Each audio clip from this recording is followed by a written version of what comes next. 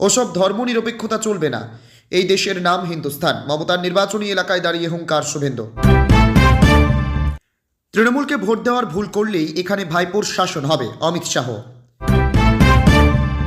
ভবানীপুরে প্রার্থী মমতা বললেন, একটা ভোটে হলেও জিতব। কুইন্টাল পিছু 1200 টাকা করে কিনতে হবে আলু, শক্তিগড়ে জাতীয় সড়কে শুয়ে প্রতিবাদ কৃষকদের। হুমায়ুন কবিরকে পরিকল্পনা করে বাইরে বের করে বাবরি মসজিদ তৈরি করার ষড়যন্ত্র করা হয়েছে, অমিত শাহ।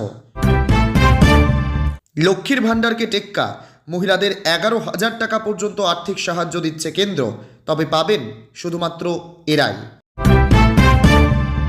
বাংলায় ভোটের ডিউটি করতে এসে মৃত্যু সিআরপিএফ আধিকারিকের, চাঞ্চল্য বর্ধমানে। বয়সসীমায় 5 বছরের ছাড়, 45 দিনের 7ম বেতন কমিশন, সরকারি চাকরি নিয়ে 3 বড় ঘোষণা শাহের। পরিকল্পনা করে হুমায়ুন কবিরকে বাবরি মসজিদ ইস্যু তুলে মমতাকে নিশানা শাহর। ভবানীপুরের 60,000 নাম বাদ দিয়েছে, তাতেও আমি জিতব, চ্যালেঞ্জ মমতার। এই রথযাত্রার শেষ যাত্রা বিনাশ যাত্রা হবে, বিজেপিকে নিশানা মমতা বন্দ্যোপাধ্যায়ের। রাজ্যসভায় প্রার্থী ঘোষণা বিজেপির, বঙ্গে বড় চমক গেরুয়া শিবিরের। মধ্যপ্রাচ্যের সংঘাতে প্রাণ হারিয়েছেন বহু ভারতীয়, জানালো কেন্দ্র। এসআইয়ের আবহে নাগরিকত্ব পেতে ভুরি ভুরি আবেদন, এবার বড় পদক্ষেপ করল কেন্দ্র। বিবেচনাধীন ভোটারদের তালিকা সম্পূর্ণ করে তবেই ভোট ঘোষণা, দাবি জানিয়ে জ্ঞানেশ কুমারকে চিঠি অধীর চৌধুরীর। লম্বা যুদ্ধের জন্য তৈরি, বহির্বিশ্বকে হুঁশিয়ারির সুরে জানালো ইরান, ভারতের জন্য বিরাট চিন্তা। আমেরিকা ও ইসরায়েলের হামলায় ইরানে মৃতের সংখ্যা বেড়ে 787। ভোটের প্রস্তুতিতে আরও কড়া পদক্ষেপ নিতে চলেছে কমিশন। সাগরে আটকে 700-র বেশি জাহাজ, রান্নার গ্যাসের যোগান ধাক্কা খেতে পারে, রাশিয়া থেকে আমদানি বাড়াবে ভারত। যুদ্ধে পরিস্থিতি 100 টাকার তেল হতে পারে 140, কতটা তেল আছে ভারতের? খামেনি মৃত্যুতে বিক্ষোভে জ্বলছে পাকিস্তান, ভয়ঙ্কর অরাজকতা, পরপর মৃত্যু। এবার পরিবর্তন হবে, 26,000-এর চাকরি গেছে বলে কথা বলছেন রাসবিহারী এলাকার মানুষ। 3 কোটি সাবস্ক্রাইবার ছাড়িয়ে বিশ্বের 1 নম্বর জননেতা, ইউটিউবে বিশ্ব রেকর্ড প্রধানমন্ত্রী নরেন্দ্র মোদীর। মধ্যপ্রাচ্যের সংঘাতের মধ্যে এবার ভারত পাকিস্তান যুদ্ধ, বিস্ফোরক দাবি পাক প্রেসিডেন্টের। দোলের আগের রাতে ভয়ঙ্কর কাণ্ড, ডিউটিতে যাওয়ার পথে মর্মান্তিক মৃত্যু 2 পুলিশ কর্মীর, গুরুতর আহত 3। 2 পুত্র 2 কন্যা, একসঙ্গে 4 সন্তানের জন্ম দিলেন গৃহবধূ, মুর্শিদাবাদের এই পরিবারে খুশির জোয়ার। জলপাইগুড়ির বিজেপি কার্যালয়ে মহিলাকে ধর্ষণ, অভিযুক্ত পদ্মকর্মীকে পুলিশে দিল জনতা। ভোটের মুখে হুমায়ুনের পরিবারে ফাটল, তৃণমূলে যোগ দিচ্ছেন জামাই রায়হান। এতক্ষণ শুনছিলেন সংবাদ শিরোনাম, এবার আসছে বিস্তারিত খবর। ভিডিওটি ভালো লাগলে লাইক করুন এবং আমাদের ইউটিউব চ্যানেল সাবস্ক্রাইব করুন। ওসব ধর্মনিরপেক্ষতা চলবে না, এই দেশের নাম হিন্দুস্তান। মমতার নির্বাচনী এলাকায় দাঁড়িয়ে হুঙ্কার শুভেন্দুর। ফের তোপ দাগলেন বিরোধী দলনেতা শুভেন্দু অধিকারী, বলেন ওসব ধর্মনিরপেক্ষতা চলবে না। দোল উৎসবেও বাদ গেল না ধর্ম নিয়ে রাজনৈতিক আচ্ছা আঁকছে। মূলত এদিন শ্রী শ্রী চৈতন্যদেবের জন্মতিথি উপলক্ষে শুভেচ্ছা জানিয়ে সোশ্যাল মিডিয়ায় পোস্ট করে মুখ্যমন্ত্রী লেখেন, আজকের এই বিশেষ দিনে আমাদের শপথ নিতে হবে যে শ্রী চৈতন্যদেবের বাংলার ধর্মনিরপেক্ষতার, সহিষ্ণুতার গায়ে আমরা দাগ লাগতে দেব না। আর এদিনই মমতা বন্দ্যোপাধ্যায় নির্বাচনী এলাকা ভবানীপুরে দাঁড়িয়ে পাল্টা হুঙ্কার ছাড়লেন বিরোধী দলনেতা। নাস্তিকতা আর সেকুলারিজমকে নিপাত দিতে হবে, ও সব ধর্মনিরপেক্ষতা চলবে না। শুভেন্দু। মমতা বন্দ্যোপাধ্যায় যখন দুর্গাঙ্গন থেকে মহাকাল মন্দির তৈরির ঘোষণা করছেন, তখন তৃণমূল থেকে সাসপেন্ডেড বিধায়ক হুমায়ুন কবির মুর্শিদাবাদে বাবরি মসজিদ তৈরি করছেন। বিজেপি নেতারা আবার রাম মন্দিরের শিলা পুজো করছে, লক্ষ্যকণ্ঠে গীতা পাঠে অংশ নিচ্ছে। আর এ নিয়েই চড়ছে রাজনীতির পারদ। আর এ নিয়েই তৃণমূল বিজেপি দুদলকেই কটাক্ষ করেছে সিপিআই। সব মিলিয়ে বিধানসভা ভোটের আগে ধর্মময় রাজনীতি। আমেরিকা ও ইসরায়েলের হামলায় ইরানে মৃতের সংখ্যা বেড়ে 787।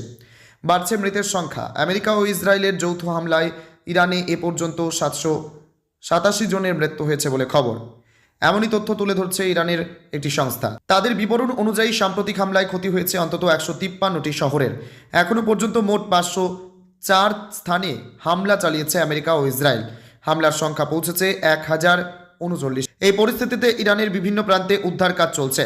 ধ্বংসস্তূপ থেকে উদ্ধার করে আহতদের হাসপাতালে স্থানান্তরিত করা হয়েছে। পশ্চিম এশিয়ার যুদ্ধ ঘিরে ফুটছে গোটা বিশ্ব। এর মধ্যে সোমবার ডোনাল্ড ট্রাম্প কার্যত পূর্বাভাস দিয়েছেন এ যুদ্ধ 4 থেকে 5 সপ্তাহের বেশি চলবে। এ নিয়ে বিভিন্ন দেশগুলো আড়াআড়ি ভাগ হয়ে গেছে। সেরফ আত্মরক্ষার জন্যই আমেরিকাকে তাদের সেনাঘাঁটি ব্যবহারের অনুমতি দিয়েছে ব্রিটেন। ইরানের বিরুদ্ধে আত্মরক্ষামূলক পদক্ষেপ নিতে তৈরি বলে জানিয়েছে ফ্রান্স এবং জার্মানি। অন্যদিকে ইরানের পাশে দাঁড়িয়েছে চীন ও রাশিয়া। একদিকে আমেরিকা এবং ইসরায়েল, একদিকে ইরান। 3 দিনের যুদ্ধ কাঁপিয়ে দিয়েছে গোটা বিশ্বকে। আর এই যুদ্ধ যে এখানেই থামবে না তাও পরিষ্কার হয়ে গেছে।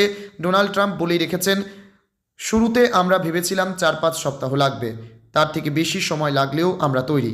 আজই একজন বলছিল প্রেসিডেন্ট খুব তাড়াতাড়ি কাজ সেরে ফেলতে চাইছেন, তারপর তিনি বিরক্ত হয়ে পড়বেন। কিন্তু এখানে বিরক্ত হওয়ার কোনো ব্যাপারই নেই। সংবাদ মাধ্যমে কেউ বলছিল আমি 1-2 সপ্তাহের বিরক্ত হয়ে পড়ব। আমি বিরক্ত হই না, তাহলে এখানে দাঁড়িয়ে থাকতাম না। আমি গ্যারেন্টি দিচ্ছি আমাকে যা করতে হবে আমি তাই করব।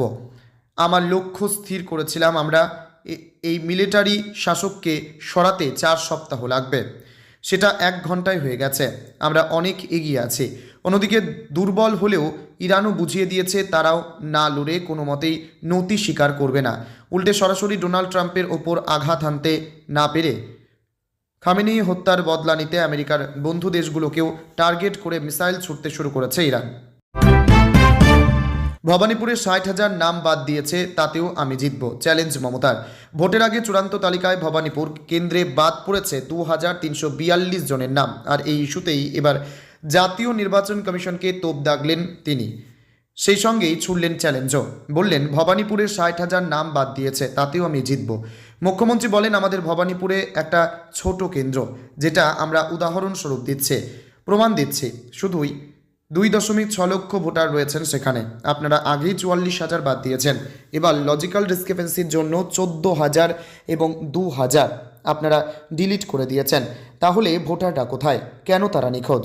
আমি তো চেষ্টা করেছি সুপ্রিম কোর্ট থেকে শুরু করে নির্বাচন কমিশন থেকে শুরু করে সবাইকে নিয়ে জানানো, আমরা শান্তিপূর্ণভাবে কোঅপারেশন করেছি, সহ্য করেছে, ধৈর্য ধরেছি। কিন্তু আজকে আপনাদের আমরা বলছি, জেনুইন ভোটারদের যারা ভোট না তুলে নির্বাচনের আগেই ইলেকশন কমিশন ভোট করে দিতে চাইছেন, তাদের মুখে উপযুক্ত জবাব দেওয়ার জন্য বাংলার মানুষ তৈরি আছে।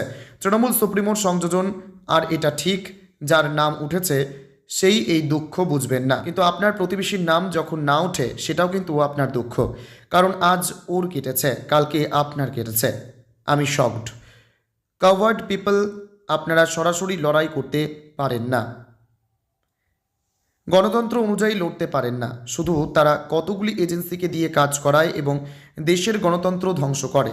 তারা শেষ করে দিয়েছে সব কিছু। আমি খুশি আপনাদের দোল এবং হোলি উৎসব নিয়ে, কিন্তু আমি তো একজন মানুষ, আমার তাদের নিয়ে ফিলিংস আছে।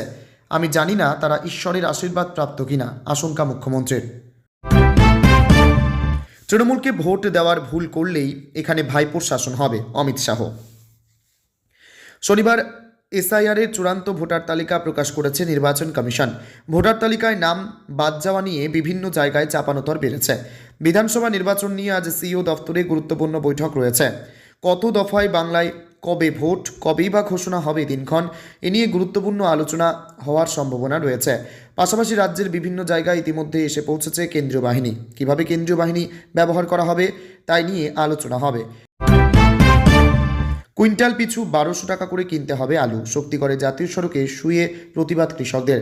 দাম নেই আলুর, মাঠ থেকে আলু তোলা শুরু হতেই মাথায় হাত কৃষকদের। এরই মধ্যে আলুর সহায়ক মূল্য বাড়ানোর দাবিতে রাস্তায় আলু ফেলে জাতীয় সড়ক অবরোধ বামফ্রন্টের সারা ভারত কৃষক সভার। পূর্ব বর্ধমানের শক্তিগড়ে জাতীয় সড়কে দেখা গেল তুমুল বিক্ষোভ। আন্দোলনকারীদের দাবি প্রতি কুইন্টাল পিছু 1200 টাকা করে আলু কিনতে হবে রাজ্য সরকারকে। রাজ্য সরকারের ঘোষণা করা আলুর সহায়ক মূল্য কেজি প্রতি 9.50 টাকা কোনোভাবেই মানছে না বামেদের কৃষক সভা। এদিন বিক্ষোভ কর্মসূচিতে ছিলেন সংগঠনের জেলা সভাপতি সমর ঘোষ ও জেলা সাধারণ সম্পাদক শুকুল শিকদার, অমল হালদার, সিপিএমের জেলা সম্পাদক সৈয়দ মোহাম্মদ হোসেন সহ অন্যান্য নেতারা। তাদের সাফ কথা, সব উৎপাদিত সরকারকেই কিনতে হবে। একই সঙ্গে হিমঘরে আলুর ভাড়াও যাতে বাড়ানো না হয় দাবিতেও সোচ্চার তোলেন। মোট ৮ দফা দাবি সামনে রেখে চলে রাস্তা অবরোধ। গোটা জেলারই নানা প্রান্ত থেকে এদিন কৃষকদের একটা বড় অংশ প্রতিবাদ কর্মসূচিতে অংশ নেন। বিক্ষোভ সামলাতে প্রচুর পুলিশ মোতায়েন করা হয়। শক্তিগড়ের আমরা মোড় এলাকায় দেওয়া হয় অস্থায়ী ব্যারিকেড, তবে সেই ব্যারিকেড টেকেনি। বিক্ষোভের শুরুতেই ব্যারিকেড ভেঙে জাতীয় সড়কে চলে আসে আন্দোলনকারীরা। একেবারে রাস্তায় শুয়ে চলতে থাকে বিক্ষোভ, রাস্তায় ছড়িয়ে দেওয়া হয় আলু।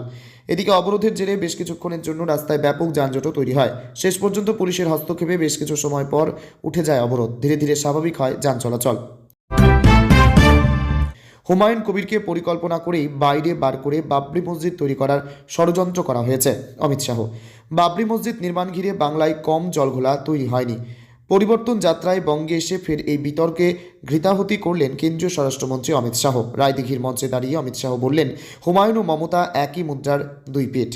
আর বাংলায় বাবরি মসজিদ নেপথ্যের পেছনেও যে একটা বড় সমীকরণ রয়েছে সেটাও বুঝিয়ে দেন শাহ।